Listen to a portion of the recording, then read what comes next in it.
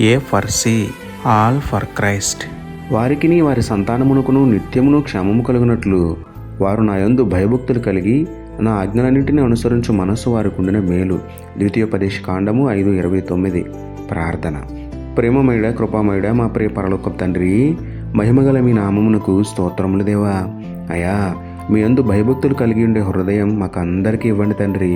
దేవా, మేము ఏ పని చేసినా మీ ఆజ్ఞలు మేరకుండా మీ ఆజ్ఞలు అనుసరించి జీవించే మనస్సు అనుగ్రహించండి తండ్రి. మీకు వ్యతిరేకంగా చేసిన పాపములు మన్నించి మరన్నిటికీ లోకంలో కలిసిపోకుండా అపవాదికి లొంగిపోకుండా మమ్మల్ని కాపాడండి తండ్రి. మిమ్మల్ని సేవించి మీ ఆజ్ఞలను పాటించి సంతోషాన్ని క్షేమాన్ని పొందుకునే ధన్యత మాకు ఇవ్వమని వేడుకుంటూ, మా సంతోషము మా క్షేమాధారము ఆయన మీకే స్తుతులు చెల్లించుకుంటూ, నమ్ముట నీ వలననైతే నమ్మువానికి సమస్తములు సాధ్యమే అన్న విశ్వాసంతో యేసయ్య పరిశుద్ధ నామములో ప్రార్థించి పొందుకున్నాము పరమ తండ్రి. ఆమేన్.